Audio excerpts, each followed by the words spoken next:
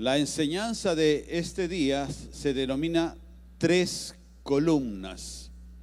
Yo no tengo el mínimo conocimiento de ingeniería o arquitectura, pero en base también a la edificación de la casa del Señor, algo he aprendido en cuanto a las columnas y a la edificación. Por ahí algún día yo les mencioné algo de un primo que en Huánuco se había hecho una casa muy hermosa, casi en la campiña de Huánuco, casi, y estaba pegadita a la carretera principal, pero muy bonita. Lo encontré por ahí cuando yo trabajaba, fui a visitarlo, me invitó a almorzar a su casa, fui a almorzar con su familia y muy bonita. Tenía unos, en la pared externa, lo había hecho con unos arcos muy bonitos y eso encerraba un huerto, un jardín y luego la casa en sí, muy bonita. Pasó un breve tiempo y se le vino abajo. ¿Por qué? Porque él, como yo, no sabía nada de ingeniería ni de arquitectura. Y él había hecho la casa conforme a su deseo, conforme a lo que él quería ver en lo natural, en el aspecto físico, pero se olvidó de hacerle columnas. Y esa casa, como estaba pegada a la carretera, entonces cuando pasaban los camiones y los buses grandes, pues vibraba, ¿no? Y tanta vibración se le vino abajo toda esa muralla, ¿no? Entonces ahí yo también aprendí, ¿verdad, no? O sea, tienen que tener columnas las casas, las paredes, si no, es un riesgo. Entonces vi que la columna es una de las partes más importantes, pero la columna también no es que tú agarras un fierro, un tubo, o agarras un poco de ladrillos y comienzas a levantar la columna, sino que tiene que tener un fundamento, una base, una profundidad, ¿de acuerdo? Y bueno, hemos ido aprendiendo que conforme sea de alta la columna, tiene que ser, no de la misma manera, pero sí proporcionalmente una profundidad para las bases de la columna, ¿de acuerdo? Entonces, nosotros podemos ver que con esta enseñanza Dios nos quiere hablar de 3 columnas principales, ¿de acuerdo?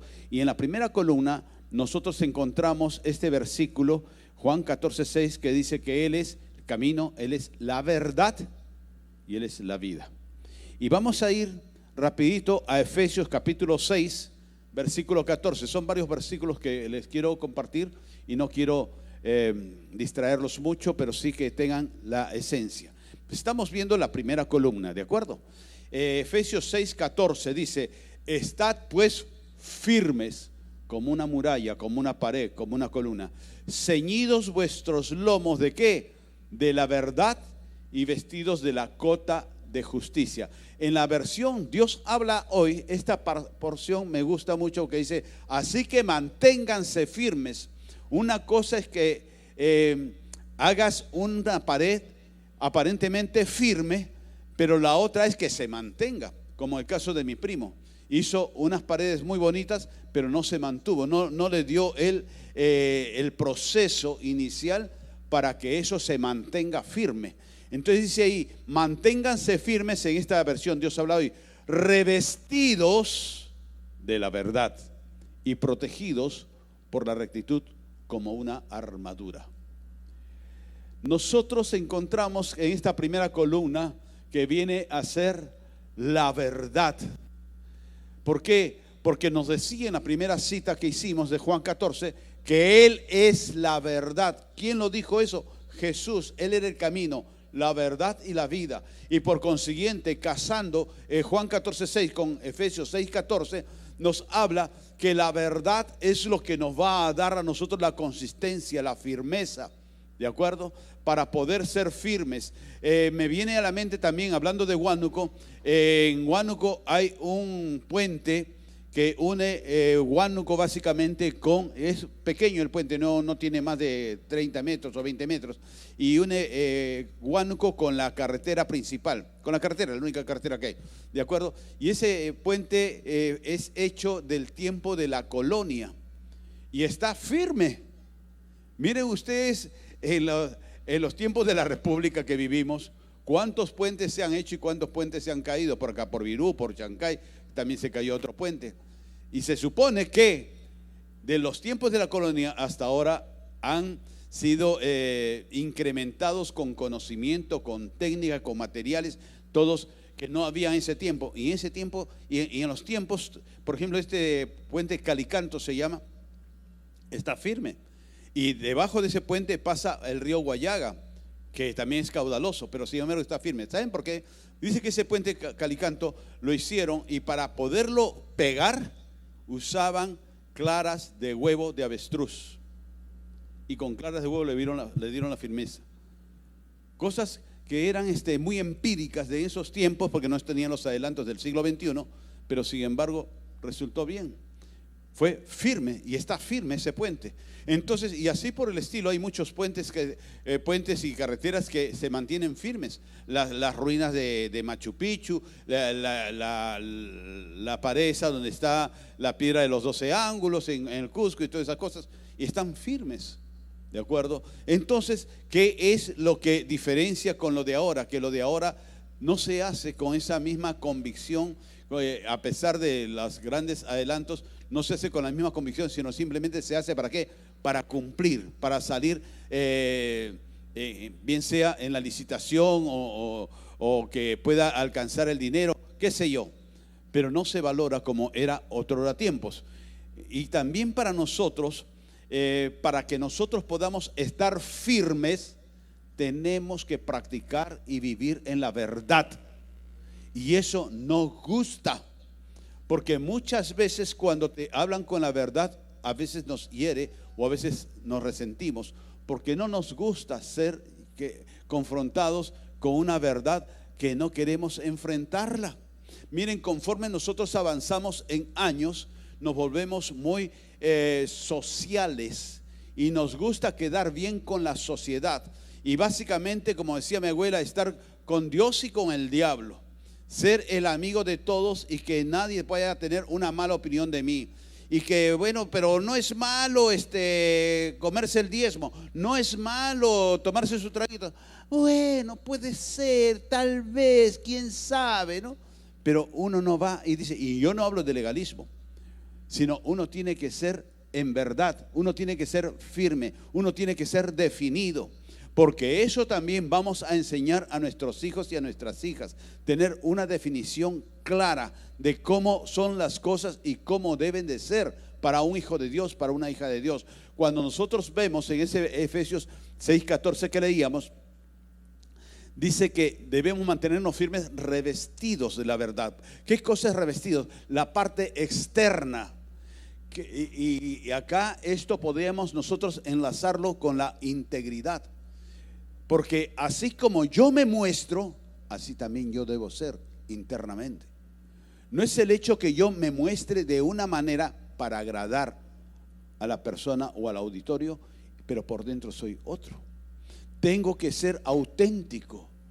Y eso, le vuelvo a repetir, lamentablemente en este tiempo social no gusta. Y uno quiere agradar siempre al auditorio, uno quiere agradar a las personas con las cuales hablo. Yo recuerdo mucho, y en un momento creo que mencioné, cuando empecé a trabajar como visitador médico, no era cristiano, tenía 24 años, 25 años creo, y estaba en un grupo como de 15 visitadores médicos bajo la tutela, la dirección de un supervisor, un español, me acuerdo que se llamaba Gabriel Rodríguez Borrego, de Andalucía. Bueno, y él era mi jefe, nuestro jefe del grupo. Y en algunos momentos habíamos conversado mientras trabajábamos o salíamos, etcétera, etcétera. Y un día él había pedido algo, que hicieran algo. Y al siguiente, porque nosotros nos veíamos solamente los días lunes en la mañana, íbamos al laboratorio. El resto de la semana estábamos en el campo trabajando. Y el siguiente lunes que teníamos presentarle un trabajo, un proyecto que había pedido que se hiciera, no habíamos cumplido. Y entonces comenzó a preguntar, fulanito, ¿qué es de esto que quedamos y que les pedí? Uy, ¿verdad? Sí, ay. don Gabriel, lo tengo en mi casa, me olvidé de traerlo, disculpe, pero yo mañana se lo traigo, que ya. Y bueno, él es un hombre de experiencia, que él también de repente lo habría hecho esos recursos muy humanos y sobre todo de los vendedores. Al otro, menganito, ¿qué sucedió? Uy, sí, por acá lo tengo, comenzó a buscar los papeles, debo haberlo dejado seguramente. Otro, oh, perdón, pero yo lo tenía listo, pero justo ayer mi hijito lo agarró un papel, lo malogró y así no lo voy a presentar. Un momento, dijo, Reinaldo, ¿tú qué sabes? ¿Tú cómo es esto? Y me dijo, yo le digo, la verdad, no lo hemos hecho, ninguno lo hemos hecho. Lo suponía. Y le pregunto a Reinaldo por qué él no miente. ¿Por qué? Porque yo tenía una madre machista, que mi madre machista decía que los hombres no mienten. Que el que miente siendo hombre es un maricón, me decía. Decía ella, no me critiquen a mí esa expresión, pero lo decía así en su machismo de mi vieja, ¿no? Y entonces yo decía, yo de chiquito decía, no, mamá, yo soy bien machito, ¿no? Y entonces eso fue como algo que de una forma quizás un poco ruda, tosca, como se le quiera llamar, me enseñó mi madre a decir la verdad, así me corten la cabeza. Y así me llame la atención por fallar, y yo me acostumbré a no mentir, a decir la verdad, así pierda, ¿de acuerdo? Porque la verdad a la larga te va a dar lauros, te va a dar bendición. ¿Por qué? Porque vas a ser una persona que confiable. Y cuanto más hablando en la parte familiar, cuando uno es un hombre, una mujer de verdad, uno comienza a criar hijos en la verdad y a vivir en integridad. Están revestidos de la verdad, no de la política, no de la diplomacia. Un gerente también en la empresa, había otro jefe, ya estaba yo como jefe y éramos dos que estábamos como jefes, y nuestro gerente agarra y un día también pide algo, y el otro, sí, es que esto, que el otro, que aquí, que allá, y que quería quedar bien con el otro, con otro jefe que había estado hablando mal de este gerente. Y le dice, pero Eduardo, ¿es cierto que tú has participado en esto? ¿Tienes algún problema conmigo? Le dice, no, yo no tengo, no, pero tampoco no fue tanto así, no dijo eso, él quiso decir otra cosa. Y ¿qué es lo que dice el gerente? Le dice, cuando haya una curul parlamentaria, postula, porque ese es tu lugar. Político, que quiere quedar bien con todos. Algo que yo aplaudo, por ejemplo, y también se los he enseñado, del pastor César Fajardo, en el cual hace muchos años, cuando él estaba en otra congregación debajo de unos pastores, y que por ahí hubo también otros líderes, otro pastor, en el cual comenzó a hablar mal del pastor principal. Y a Fajardo le decía, no, y que mira que esto, y a ti qué te parece, a mí no me parece tal cosa, y que tratando de buscar un aval a la idea que tenía él. Y César Fajardo agarró y le dijo, bueno, mira qué bueno, ahí viene el pastor César Castellanos, ven, pastor César, mi hermano quiere conversar con usted, dile lo que estás diciendo. No le gustó que lo confrontara, pero es que debe ser así. Tus oídos son hechos para escuchar a Dios y no para escuchar basura, que te echen basura, murmuraciones, críticas y juicio de otras personas. Con razón, sin razón, no estamos acá para juzgar a nadie. Nosotros estamos para bendecir.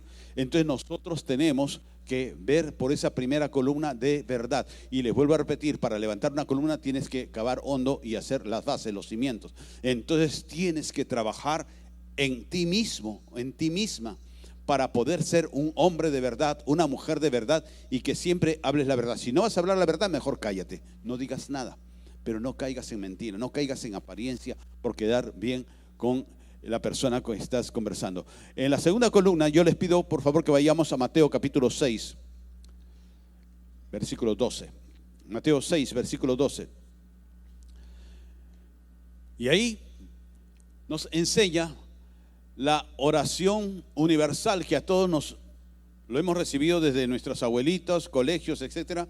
Y ahí la parte que dice en el versículo 12, y perdónanos nuestras deudas, el mal que hemos hecho, como también nosotros perdonamos a nuestros deudores.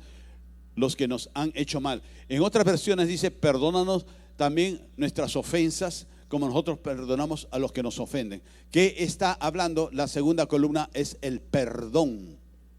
Y quiero también con esto continuar con el versículo 14 que dice, porque si perdonáis a los hombres sus ofensas, os perdonará también a vosotros vuestro Padre Celestial. Versículo 15, mas si no perdonas a los hombres sus ofensas, tampoco vuestro Padre os perdonará vuestras ofensas. Y de ahí podemos nosotros saltar al otro evangelio, a Lucas capítulo 23, versículo 34. Jesús decía, Padre, perdónalos porque no saben lo que hacen. Y partiendo sus vestidos echaron suertes.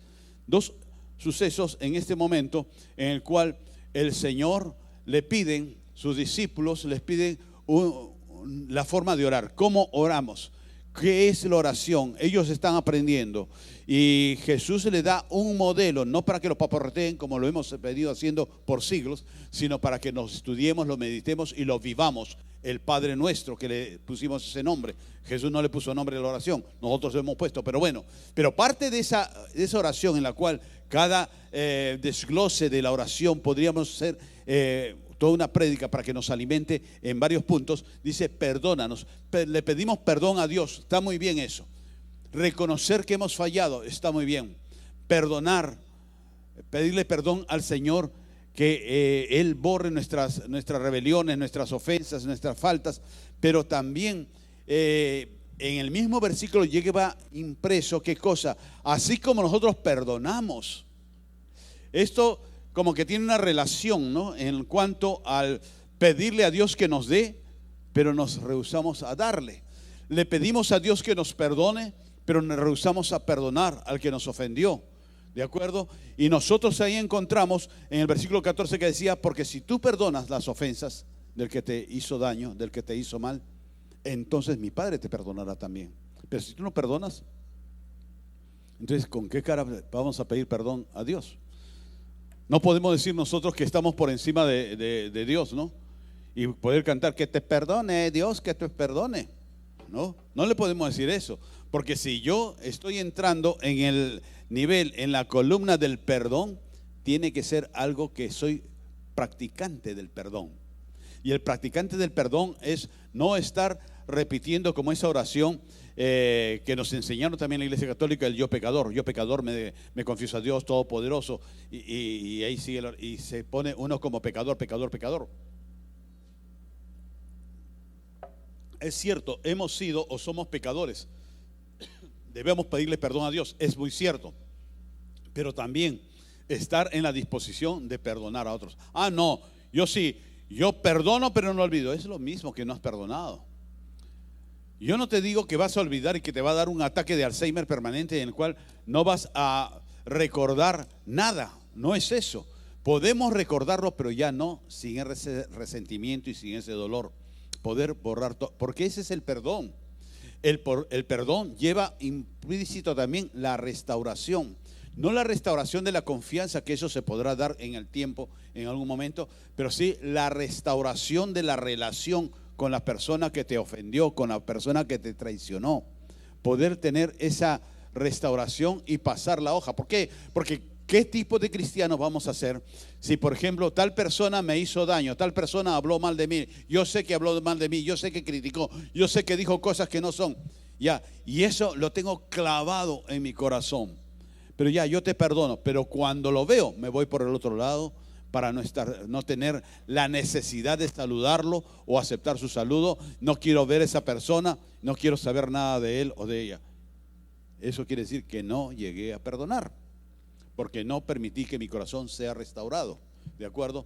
Entonces nosotros encontramos también en el gran ejemplo en Lucas 23, 34, en el cual decía, Padre, perdónalos, porque ellos no saben lo que hacen. Yo creo que nadie nos ha hecho tanto mal como le hicieron a Jesús sus discípulos y el pueblo mismo por el cual Él vino a entregarse. Nosotros podemos aprender que Jesús estuvo dispuesto a perdonarlos y Él mismo se pone como un intercesor ante el Padre, adelantándome de repente algo para lo del día sábado. en el cual Él intercede por nosotros. Y aún no solamente Él, sino aún el Espíritu Santo. Dice que el Espíritu Santo intercede por nosotros con gemidos indecibles ante el Padre, ¿de acuerdo? Entonces eso es el poder nosotros perdonar, es limpiar nuestro corazón, es sanar. Es como por ejemplo tener una olla que está sucia por dentro, y entonces ¿cómo vamos a echar alimento sano en esa olla si nosotros permitimos que esté la olla toda pegosteada de comida de hace un día, de 2 días, de 5 días? Tenemos que limpiar primero la olla para poder recibir un alimento que vaya a ser de salud. Cuando nosotros no limpiamos nuestro corazón y queremos ir a la palabra del Señor, y el Señor me dijo tal cosa, y que el Señor me habló, y que me pusieron la mano, y que el profeta vino y que me dijo tal otra y tal otra, pero si no hemos limpiado nuestro corazón, te va a hacer daño lo que estás recibiendo, porque lo recibes en un vaso sucio, tu corazón, que no le has dado tú la disposición a perdonar. Y vamos nosotros ahora por la tercera columna, mis amados. Lucas capítulo 1, versículo 38. Lucas capítulo 1, versículo 38 dice: entonces María dijo: he aquí la esclava, la sierva del Señor, hágase en mí conforme a tu palabra. Y el ángel se fue de su presencia.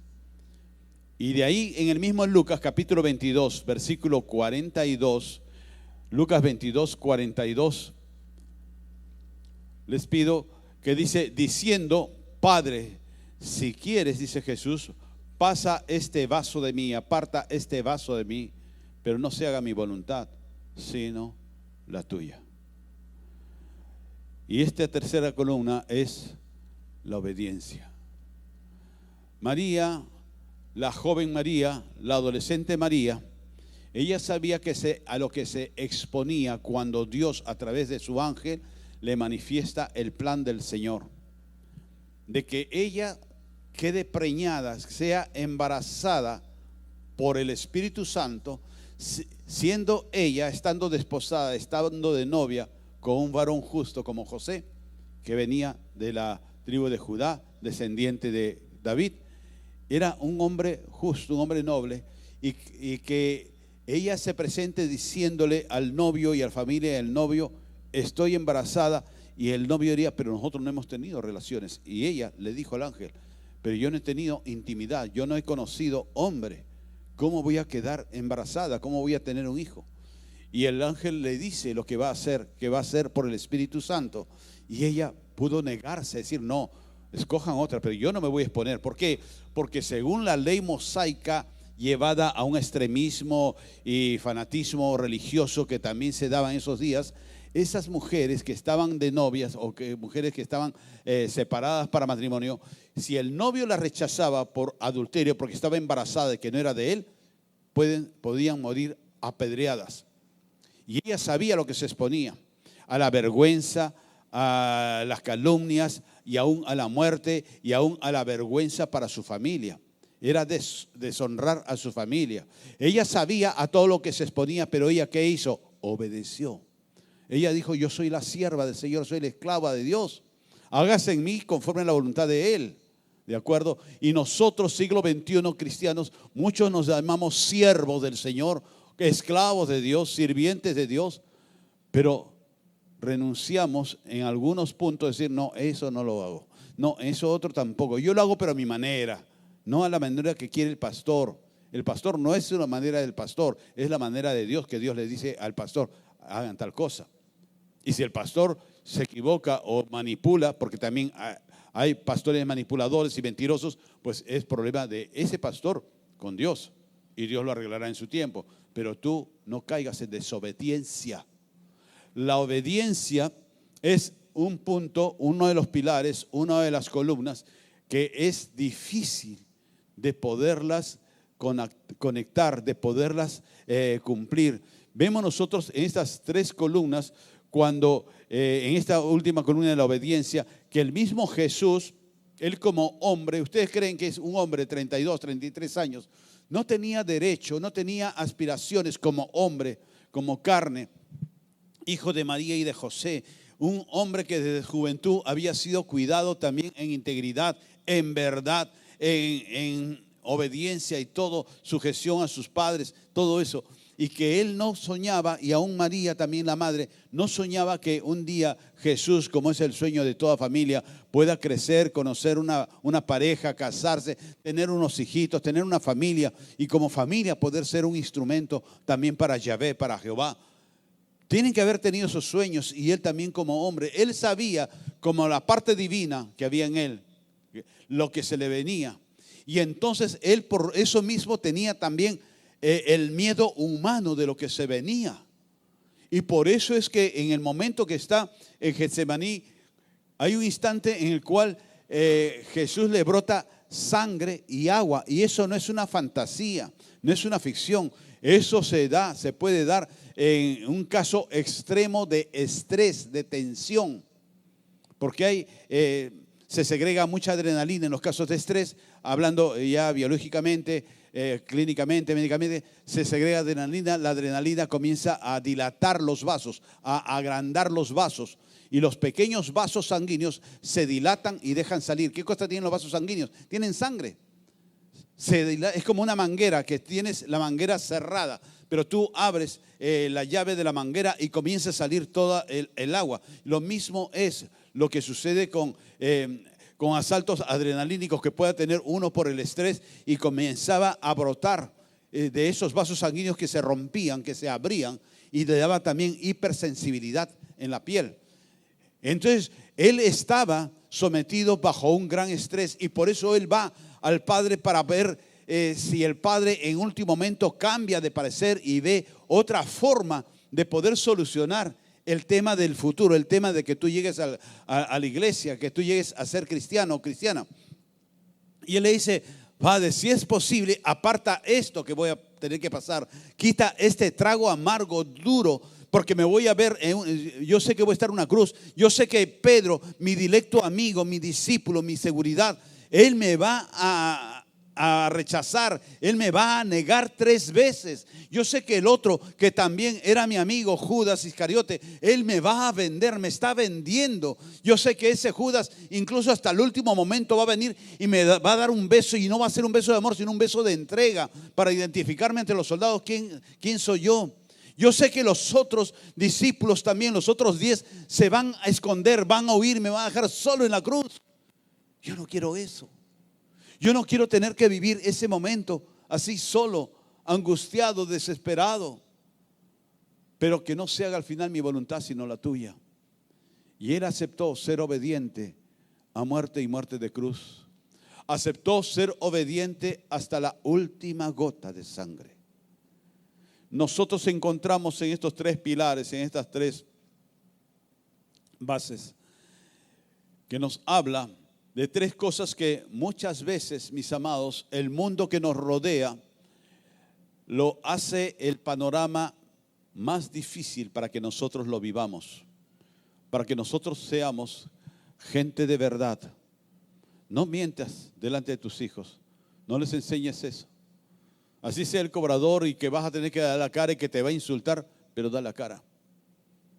Yo recuerdo mucho algo que sucedió hace años con una familia cristiana, que el hombre se metía en deudas y en estafas a 1000 personas.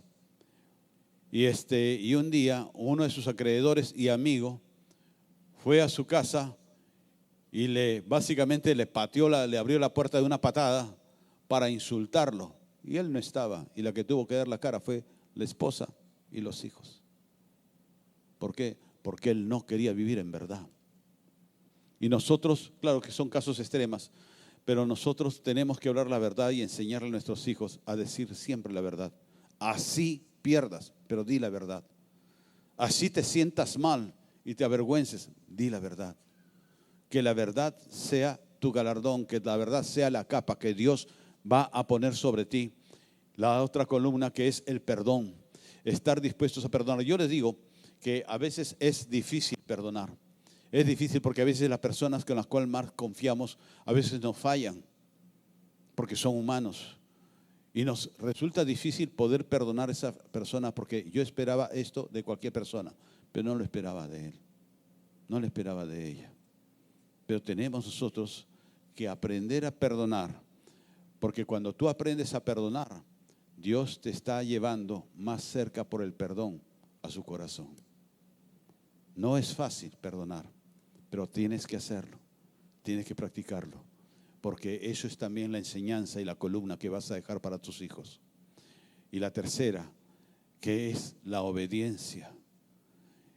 Y yo les digo, el ser humano por antonomasia son rebeldes.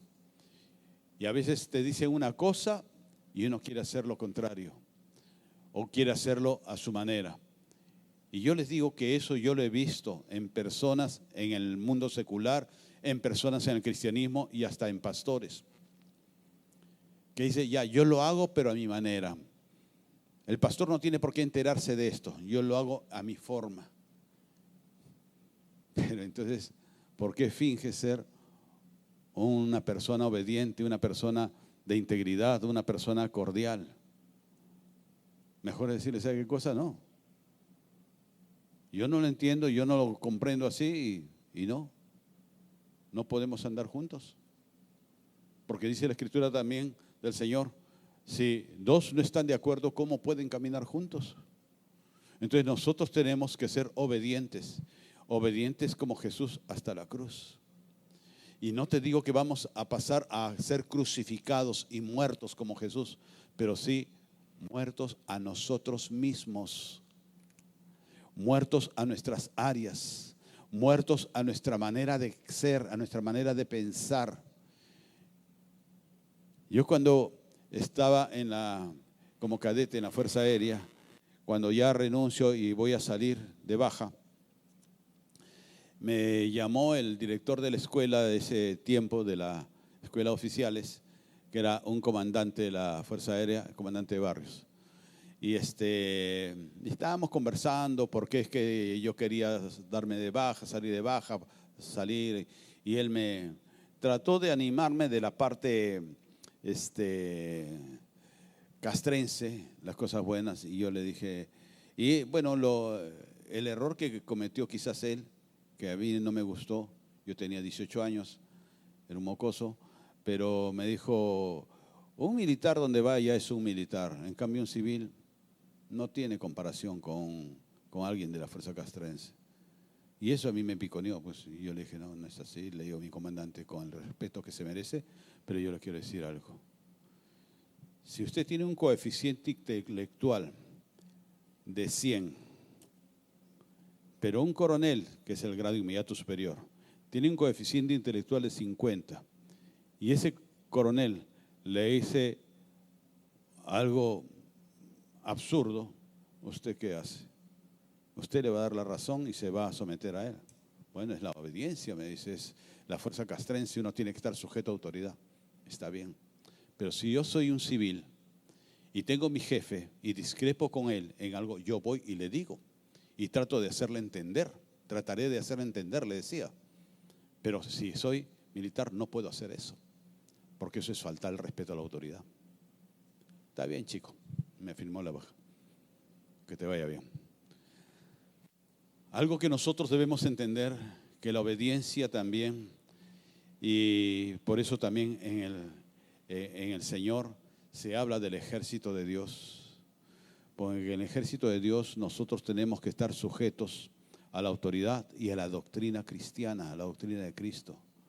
Y no, en este seminario que vamos a hacer el sábado, que espero verlos, porque se supone que ustedes son los santos, Día de todos los santos. Ahí va a haber algo también con referencia a esto que estoy mencionando, de que hay cosas en las cuales nosotros tenemos que cuidarnos y no comenzar a satanizar la iglesia o la doctrina que Dios nos está dando a través de la iglesia donde Él nos ha puesto. Porque no es una doctrina humana o algo que se le ocurrió a un pastor para que nosotros podamos aceptar a rajatabla, sino es porque Dios habló a ese pastor para decirnos y enseñarnos algo. Entonces nosotros debemos ser obedientes a la palabra del Señor a través del hombre de Dios y no estar diciendo, es por ejemplo mis muchachos, mis hijos, esto de la alabanza. son guapos, simpáticos, muchos de ellos solteros, algunos casados, pero bien casados, y todo está muy bien. Pero cuando ellos suben aquí a ministrar, ellos saben, y yo no ejerzo una presión legalista sobre ellos, pero ellos vienen ¿con qué? Con los chicos con cuello y corbata, las chicas bien arregladitas, muy guapas, porque están solteras diciendo, miren lo que se pierden, babosos, ¿no? Una cosa así, ¿no? No, mentira, no dicen eso. Pero suben bien arregladitos. Pero se puede imaginar que el pastor viene con corbata y con saco y por ahí viene uno de la alabanza y viene con sayonaras o con esos zapatos de jeve sacapezuña, porque yo considero siempre que el jeve te va a hacer sudar o transpirar, ¿no? Esos que, ¿cómo se llaman? Grog, esas cosas, ¿no? Esos, el otro viene en bermudas, el otro viene con ropa de baño porque estamos cerca de la playa y acá nos vamos nomás, ¿para qué voy a estar llevando? Y viene el otro con la toalla en el hombro y el otro sí viene con un smoking. ¿Qué dirían ustedes? ¿Esto es un circo? ¿Qué es lo que pasa, no? Vienen uniformándose ellos en la elegancia para el Señor, porque no lo hacen para ustedes, lo hacen para Dios. Y que ustedes lo reciben, está bueno eso, ¿de acuerdo? Pero nosotros tenemos que ser forjados y formados. Y no es por un legalismo, porque al pastor le encanta la corbata. No, a mí no me encanta la corbata. Cuando termine de predicar, ustedes me habrán visto en algún momento que yo lo primero que me saco es la corbata. Lo segundo que me saco es el pantalón. Pero no, no, mentira, el pantalón no lo saco hasta en mi casa, cuando hace calor. Pero lo hago yo porque Dios me enseñó a hacerlo así, de poder respetar. Yo sé que hay muchos pastores, no los critico, que predican en polo, que predican sin corbata, que predican sin saco. No los critico en lo absoluto. Si ellos se sienten bien así y lo están haciendo para Dios y con Dios y tienen su tema con Dios, esa es cosa de ellos. Pero yo considero que debo ser así. Porque si yo trabajase como gerente en una empresa, pues no voy a ir con alpargatas, con esos crocs. Yo tengo que ir presentable, ¿verdad? Si, por ejemplo, el señor Ocuña ya no está en la gobernación, pero si el alcalde o el presidente de región o el presidente de la República me invita a poder sentarme a conversar con él, ¿cómo voy? Trato de vestirme muy bien debido al nivel de autoridad, a la majestad, por decir así, de la mesa o de la reunión. ¿Y por qué para Dios así? De cualquier cosita nomás. Los mismos sugieres, ustedes los ven, están bien presentables, porque es para Dios. Entonces, nosotros tenemos que cuidar eso, de que dentro de las columnas de la obediencia, dentro de la columna de la obediencia, nosotros estar sujetos también a lo que el Señor nos dice ser y hacer, y a lo que el Señor también, en caso de la iglesia, nos dice. Cuando yo les digo de parte de Dios, el culto es a las 10 de la mañana. Hoy día me encuentro con una persona ya mayor y me dice, hey pastor, yo no quería entrar porque no me gusta llegar tarde. Y había llegado, qué sé yo, 5 minutos tarde. Y la ujier le hizo pasar porque es una persona mayor, pero se sentía avergonzada, una persona mayor. Pero hay otros que son sinvergüenza y tienen su carro y todavía llegan 10:30 de la mañana y un poco más me tocan clase y me pasan la voz. Eso es ser fresca, sinvergüenza, ya se pasaron de fresco, ¿no? Yo sé que hay algunos que, bueno, vienen de lejos, el tranvía los dejó, no pasó el avión a tiempo y, bueno, llegaron tarde por eso. Pero y encima con vehículo. Y hay personas que no tienen vehículo, vienen a veces caminando y llegan temprano. Pero es obediencia, es parte de la formación de uno. Cuando el pastor chinchoso se comienza con el tema de la puntualidad, si se cita a tal hora, se empieza a tal hora. Y es que es formativo que tenemos que ser puntuales en la vida ministerial y en la vida secular. Porque eso va a hablar bien de quién eres tú. ¿Quién? Un hijo del rey, una hija del rey. Yo en mis tiempos de visitador médico visitaba la Universidad Católica en Lima. Ahí tienen su centro médico. Y en un momento creo que he mencionado esto. Y en este centro médico, la secretaria del médico jefe era una hermana cristiana que yo la conocía y ella me conocía. Y bueno, estoy conversando con el médico Y un día ya la secretaria se despedía, se iba porque ya era su hora de salida, y eran las 5 de la tarde, creo que era, una cosa así. Y ya se despedía y le dijo, ya me voy, doctor, ya es la hora y que todo lo otro. Y ya sabe, mañana no voy a venir, ¿no? Usted me dio permiso. Ya, sí, fulanita, vaya nomás. Y me dice, cristiana, a mí me dolió eso, porque yo estaba empezando en cristianismo. Cristianita evangélica, pues. Pide permiso que va a venir un profeta, permiso que va a tener un seminario, permiso que van a tener no sé qué tantas cosas en su iglesia, pero eso sí, 5 en punto se va, ni un minuto más. ¿Se dan cuenta? Mal testimonio de Cristo es lo que uno deja. ¿Qué ve el mundo en ti? ¿Ve la obediencia? ¿Ve la verdad? ¿Ve el perdón? Y esas 3 cosas, mis amados, algo más también que quiero añadir, ya casi para terminar, tener cuidado porque esas 3 cosas, debe de ser la base, porque pones columnas para poner algo encima, un techo o algo, ¿verdad? Y ese techo, esa cierre de las columnas está en Mateo 22, 37 al 39, 22, 37, Mateo 22, 37. Dice, Jesús le dijo, ama al Señor tu Dios con todo tu corazón, con toda tu alma, con toda tu mente.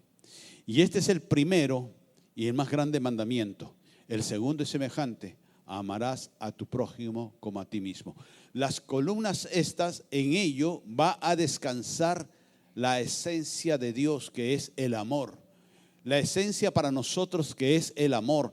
El amar a Dios es priorizar a Dios sobre todo, como lo hizo la Virgen María. Priorizar a Dios por encima de todas las cosas. Considerarse un esclavo de amor, un siervo de amor ante Dios. Poder estar bajo esa cobertura, bajo esa protección del amor de Dios. Cuando nosotros hablamos del amor, no solamente es que yo amo a Diosito mucho, pero ¿qué es de tu prójimo? ¿Qué de tus amigos? ¿Qué de los parientes que tienes? ¿Los amas también? Sí, por supuesto que sí, los amo y los tengo que ir a ver el próximo año cuando sea su cumpleaños de Panchito. No, amar es poder recordar, es poder estar pendiente. ¿Cómo estás? ¿Cómo te va? ¿Cómo has estado? El día de ayer conversaba yo con un amigo desde la infancia que está viviendo, creo, 30 años ya más, como 40 años o 50 años vive en Estados Unidos, y él se interesa por mí y yo me intereso por él, y nos escribimos para preguntarnos, ¿cómo estás? ¿Cómo estás tú? ¿Cómo está tu esposa? ¿Cómo están tus hijos? ¿Cómo les va? ¿Cómo has arreglado tal problema? ¿Cómo has arreglado lo otro? Nos interesamos el uno por el otro, no porque nos digamos todo el tiempo, hola, siervo del Señor, del Altísimo Jesucristo, y que la unción permanezca sobre tu vida y resplandezca por donde tú vayas y los senderos te sean abiertos. No decimos eso. Y es cristiano también. Y no nos decimos, es porque yo te amo con un amor sobrenatural y fraterno como David a Jonatán, y ese es el gran amor. No, simplemente nos interesamos. ¿Cómo estás? ¿Cómo está tu esposa?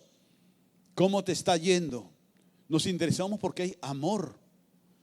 Y hay muchas personas que aún sin estar con tantos kilómetros de distancia, estamos cerca y ni siquiera nos preguntamos, ¿cómo estás? ¿Cómo te fue?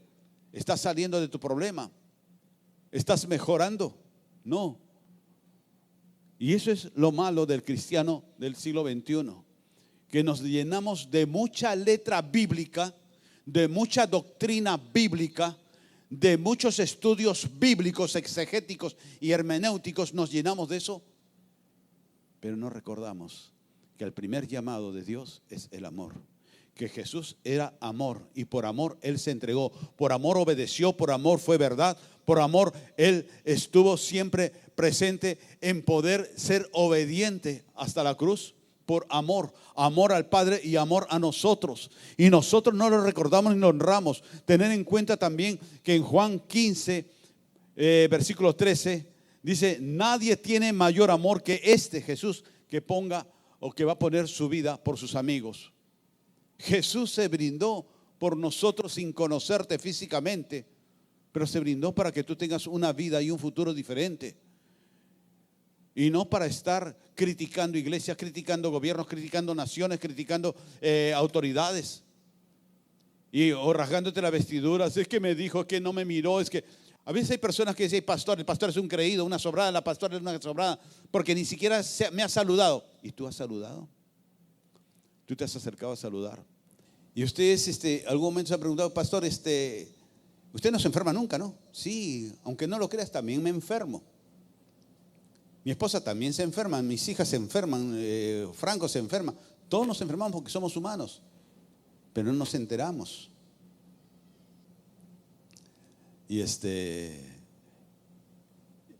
Pero somos tan humanos como tú y como yo. Y también en la parte almática, también nos dolemos, también nos decaemos, también nos deprimimos, también nos afectamos.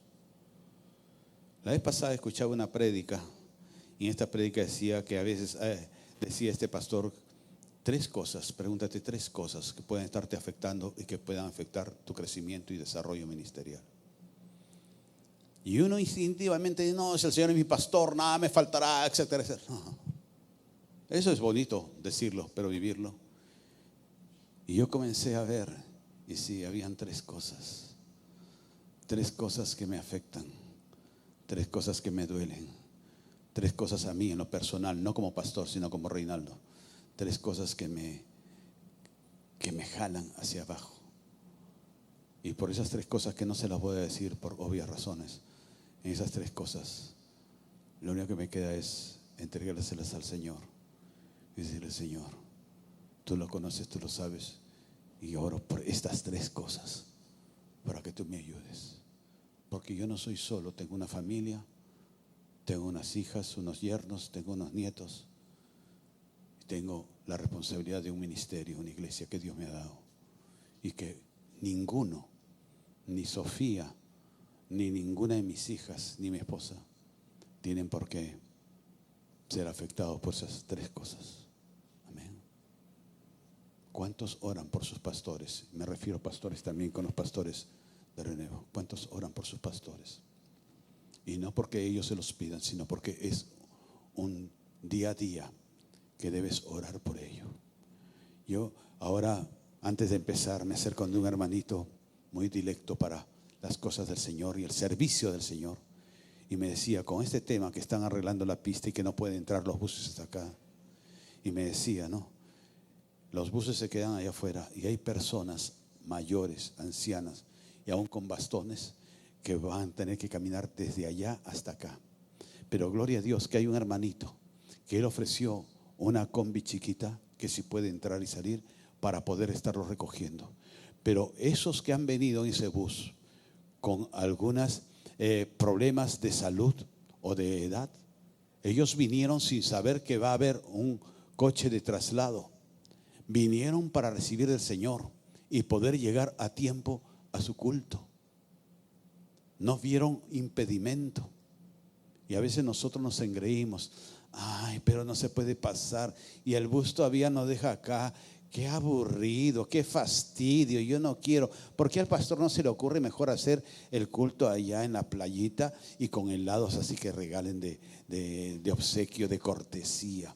Que falta criterio que tiene el pastor, ¿no? Sí. Nosotros tenemos que ver no tanto nuestro pesar, sino el pesar de otros y ayudar a otros a pasar ese Jordán que tú no lo has terminado de pasar o que ya lo pasaste. Pero hay otros que necesitan ser ayudados a conocer lo que Dios te dio en su corazón. Los pilares de la verdad, de la obediencia, los pilares que el Señor puso también ahí de el perdón, para que el amor de Dios pueda ser sostenido. Sin esos pilares, el amor no va a poder ser sostenido. El amor de Dios, el amor a Dios y el amor a su iglesia, el amor a nuestros amigos y el amor incluso a los que nos hicieron mal, poder perdonarlos, poder escribir la obediencia en mi vida y la verdad. ¿Por qué? Porque estoy llenándome de amor. Amén. Ponte de pie, dale un aplauso al Rey. Gracias te damos, Señor. Gracias por esta palabra, gracias por este momento, Señor. Gracias, Padre, porque tú nos enseñas a poder ser mejores hijos y mejores siervos. Como la bienaventurada María, poder decir: soy el esclavo del Señor, soy el siervo del Señor. Poder estar dispuesto a escuchar la verdad de mi vida, a escuchar la verdad del Evangelio, a poder ser confrontados con tu verdad, a poder ser obedientes y poder perdonar a los que nos ofendieron, a los que nos hicieron daño. Gracias, Padre nuestro, por ese momento. Bendícenos, Señor, porque quiero ser sostenido por estos pilares para poder ser un llamado de amor para otros, poder amar a otros. Gracias te damos, Espíritu Santo. Bendícenos, guárdanos, guíanos, fortalécenos, Señor. En el nombre de Jesús. Amén.